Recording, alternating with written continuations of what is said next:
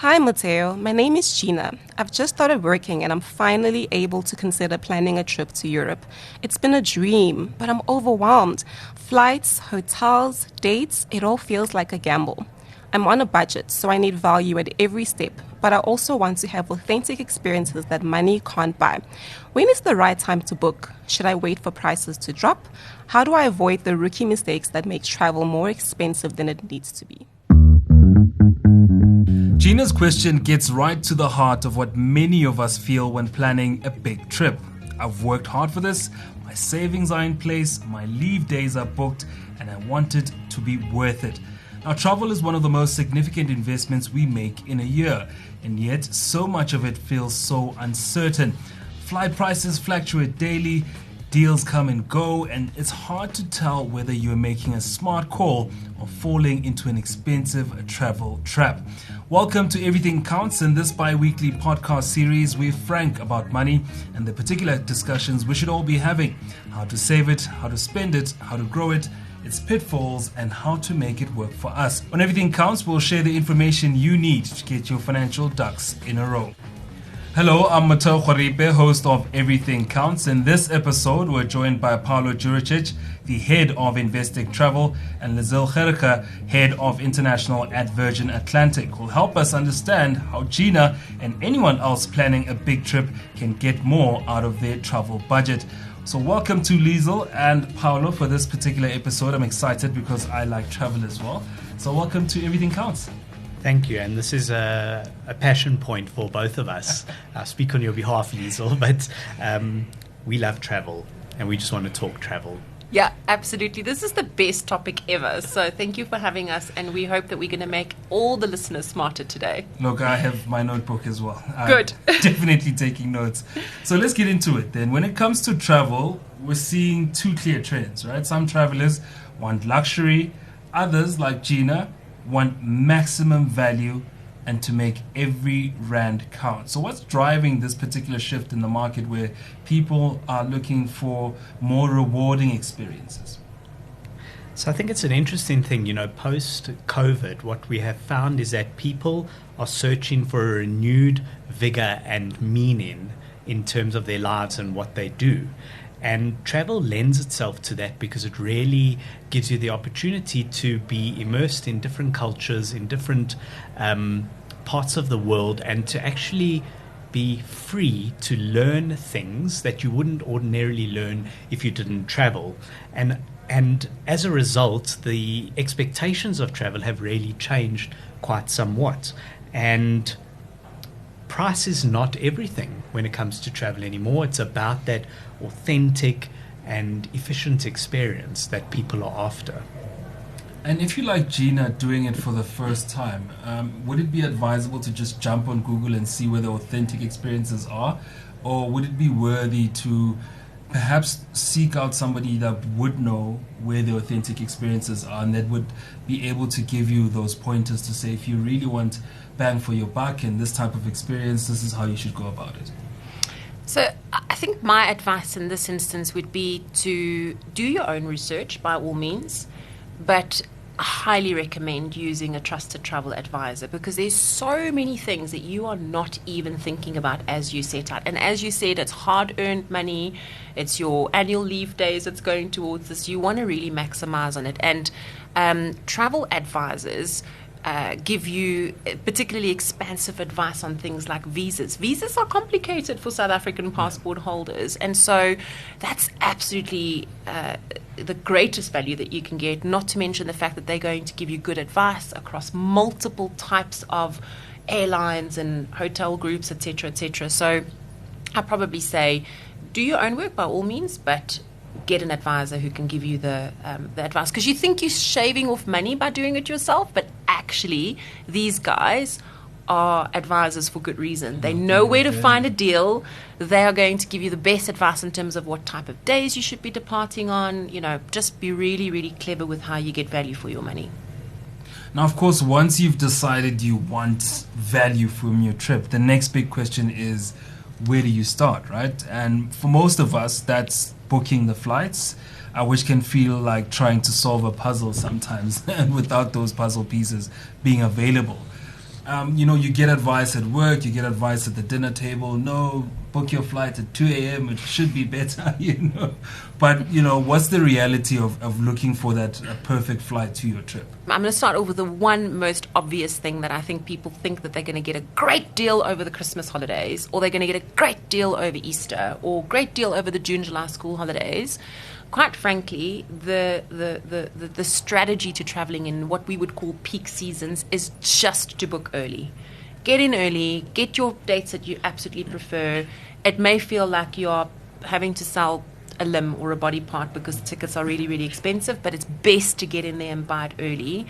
If you are more flexible, maybe Gina isn't married with children yet and she can be flexing outside of what would be typically peak holidays, then absolutely your, out of season dates, which would be your anything that's not a school holiday, basically, that's where you'll spot deals and find deals. So I think the airlines have become really, really innovative in terms of how we position ourselves from a pricing mechanism and availability mechanism perspective. There is no such thing as a 2 a.m. deal or a Tuesday deal or by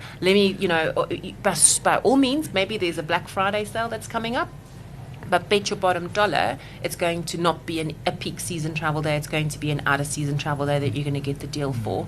So suggestion is to understand when you need to travel. If it's peak season, book early.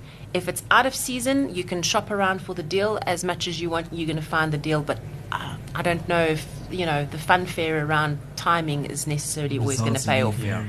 And I think what people also don't know is that you can actually book an air ticket almost slightly less than just under a year. So, for an avid traveler like myself and who wants to travel a lot and it's really expensive to travel, I'm looking at my flights almost a year out because that guarantees me that I can go in a peak season but pay a reasonable price, which I think is, people need to think far ahead. And a lot of people think, well, how can you think that far ahead? And I think bottom line is when you commit to your goals and what you want out of your life, you start to plan and make sure that you're able to put in those bucket list adventures for yourself. So planning is really key in my mind, and the deals, they do exist. But airline pricing is an anomaly. Doesn't make much logical or accounting sense to a lot of people. And it's based on revenue management, which is really important to make sure that the sustainability and viability of airlines in the market. So it's not about, finding the deal and bucking a trend at all. The deals are there. It's at the right price point for where you want to go on a particular point in time. And an element of flexibility is really important when it comes to travel. And that demystifies then that myth around last minute is cheaper, because the less chairs that are available on the flight, the more the price will be. Absolutely. The price is always going to be higher at the last minute. If there's a last minute deal or an airline puts an extra flight on, maybe you get lucky. But 9 times out of 10, I'd say probably not. 100%. And I think that, there could be a last minute deal that comes out today for tomorrow because, an airline may make an aircraft swap, so we move from a 7A to a 350 on a route and suddenly you have 100 more seats. So suddenly, you drop in low inventory seats into the system and you open up what would be perceived as a deal or a cheap seat. Yeah. But it's just how we manage inventory or aircraft or availability. And to try and track the trend is just very... it's very complicated, and so the suggestion is if you can book like Paolo does very smartly far in advance and lock the deal in. If you know it's going to be over peak season, do that. If you have a little bit more flex and out of season dates, then you'll probably find yourself finding better deals. But also book in advance because that's when you're going to find the best possible prices. Let's talk then about the timing of when and where you're flying to. Knowing when the European summer is going to cost a little bit more. Everybody's trying to go to that destination at that particular time. Maybe a winter travel time would be a little bit better for me, especially if I'm trying to do a little bit more sightseeing instead of going to the more expensive, party areas, if you will, during the summer. So how important is it to have the timing ahead of, booking the flight and knowing what's going to cost how much depending on that period? So when we think of Gina and her situation, Europe has, as an example, has a prolonged tourist season. So it starts to get warm towards the end of May, and it starts to get cold towards September, October. And when I say cold, I'm talking South African winter type cold, not yet their real winter. So that's the window. But if you think about Europe, Europe's on holiday from, I would say, the beginning of July till the beginning of September at a minimum, and push out a week or two both ways.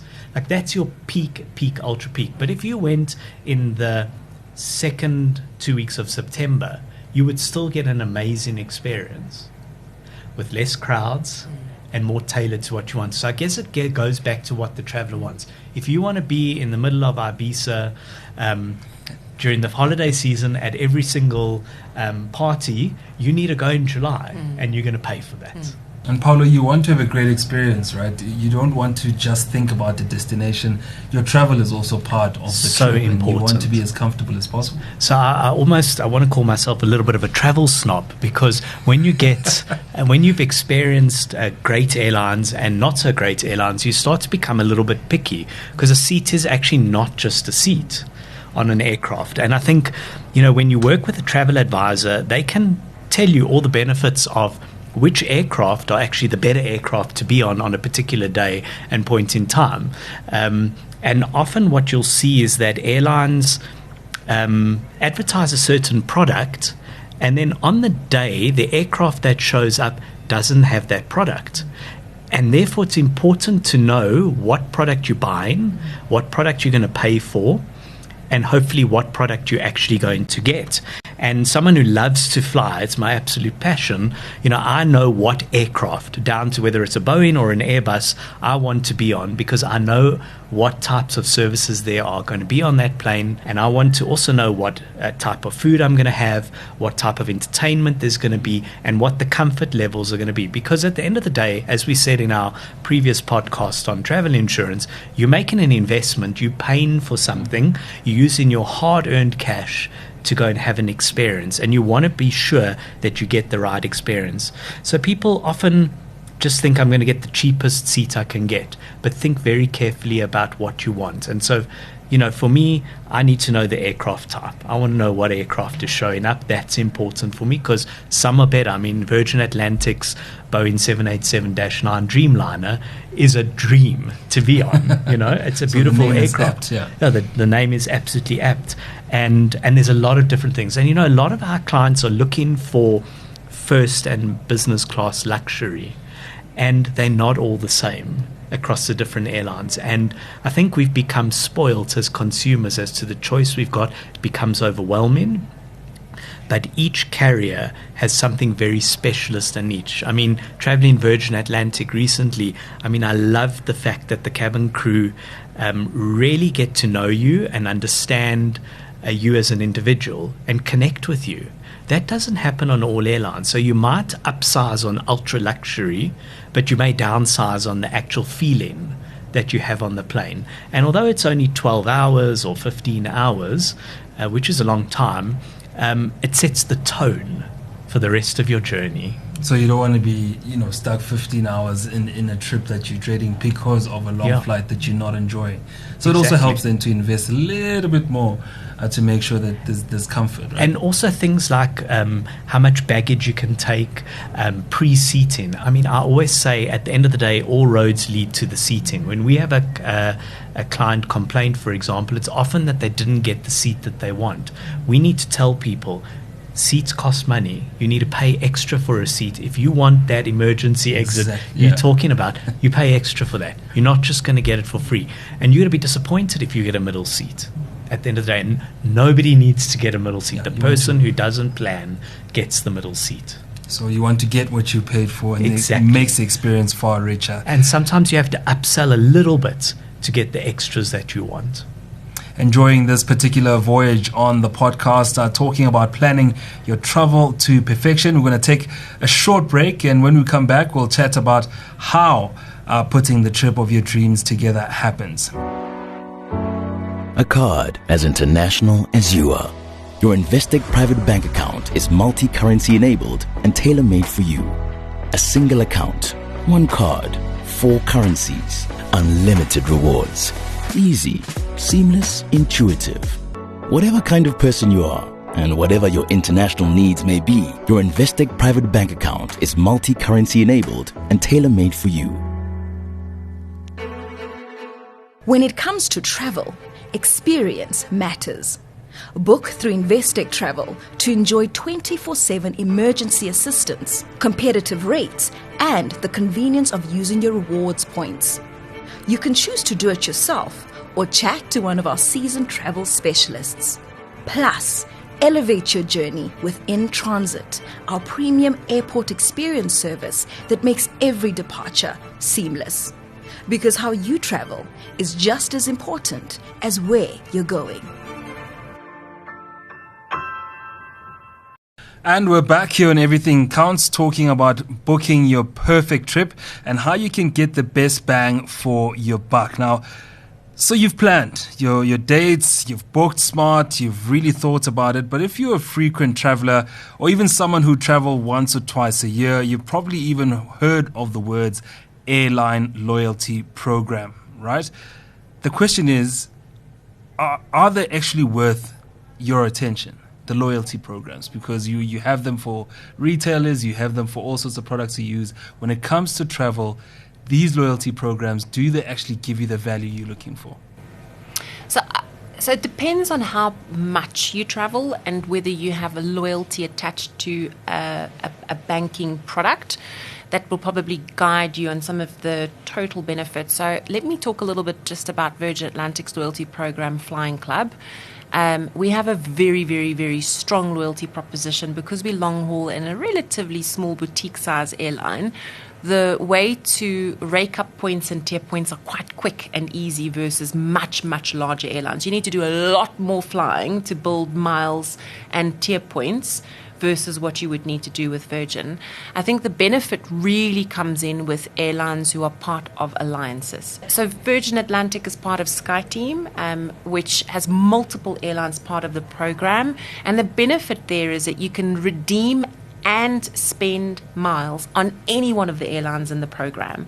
And that's wonderful. So you think that you're limited maybe to one airline and their route network, where you are actually then have access to much more options. So I think loyalty plans absolutely are worth their gold if you have an opportunity to access different airlines and more programs. Paolo, more and more customers are looking for those perks, right, with financial services providers to say, I remember I was in a group trip with my friends and conversation came up, my points do this, no, mine do this, my card will get me here, and and that competition also plays itself out in the travel space. Yes, absolutely. So before I talk about individual bank reward programs, I'd just like to amplify some of what Liezl said around the loyalty program benefits. You can have both, and I think that's the luxury. You can have your bank-wide rewards program, which can give you certain benefits,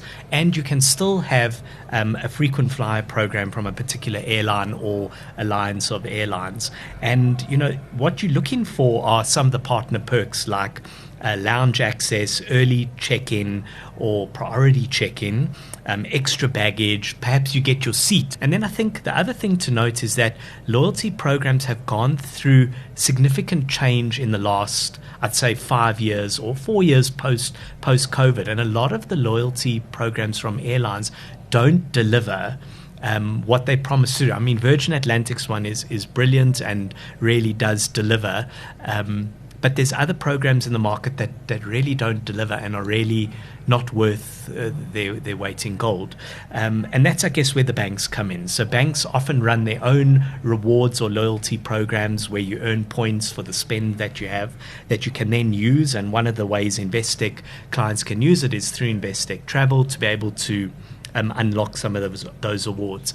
The other product that we have is something called In Transit, where clients have lounge access, both domestically and internationally, based off an app and quite simple and easy to use, which cross over with some of the airline loyalty benefits. So in my mind, the savvy traveler knows what they like and what they want, and make sure that they can maximize whichever program or a combination of programs to be able to deliver the value that they're looking for. And it's easy to do. And I suppose when I think of it, we have a lot of, I'm going to call them mileage junkies in our client base who are quite fixated on playing the game. And it's often about gamification of how you actually maximize your benefit. But everybody wants extra value.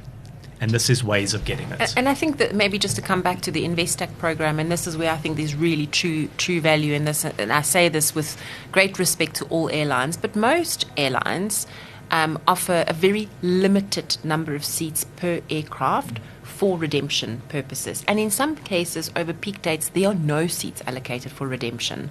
And this is how airlines just manage inventory versus loyalty points. We've made a change in 2024 where we have unlimited availability on loyalty points. So you will always, no matter what, you'll be able to redeem your loyalty points for a seat. You may have to spend a few more points because the lower bucket seats are not available anymore, and so you'll have to redeem more points, but you will always be able to spend your miles. I mean, we have people with 1 million miles, and they phone and they say, oh, we can never find a seat, I have all these miles, I can't spend it. And since we've changed the program to now open up across all seat buckets, you can redeem those miles and off you go. But the beautiful part of what Investec offers is that you have these loyalty points that you can use through the travel arm and spend it on absolutely anything. So if you want to book a domestic or international holiday, those points just have such incredible and immeasurable value. So absolutely right. I think for anyone who is an avid or a future traveler or love traveling, dip both. Sign up here, get the benefit here, because you can get the benefit in both places, but also dip here and you get double the benefit in the end of the day. Then let's get into some of the smartest ways of making sure that you book a full travel journey that is a great experience for you. Now, often the confusing part will be having multiple windows open, paying different providers for different services, and making sure you're not overlooking any details. And you, Paolo, now have just spoken around a travel advisor. Would that be a way of going about it, making sure that they can cover the bases for you? So I think it depends on the traveller and the level of experience of the individual traveller. So at Investec Travel, we have what's called an offline and an online service. So the online service is your traditional website where you can buy flights, cars, hotels, travel insurance, all self-service by yourself. But the differential really being with the back-end of Investec behind it. Something goes wrong, you call us, we answer the phone, and we're able to help you. That said, some people prefer to speak to a human. So we have a whole team of people in our what we call our offline business, where you can simply call through, speak to somebody who's been and can actually advise you on every step of the journey. So it really depends on what you're looking for, what elements you're looking for, what flexibility you're looking for, and people can advise on that. But our online systems are geared enough to be able to deliver that same service, but then the traveller takes a little bit more ownership and responsibility.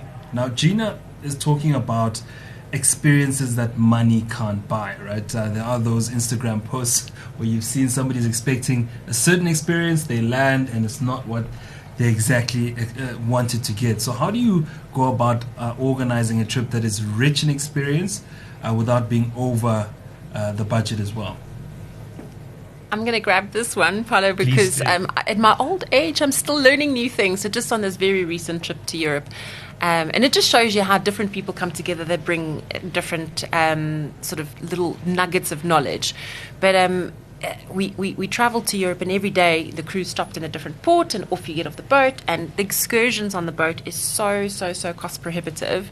So very often you kind of just make your own way through an island and sightsee. And one of our friends who were with us told us about Guru Walk, which is, I'd never heard of it. I don't know if you've ever heard of it before. I haven't.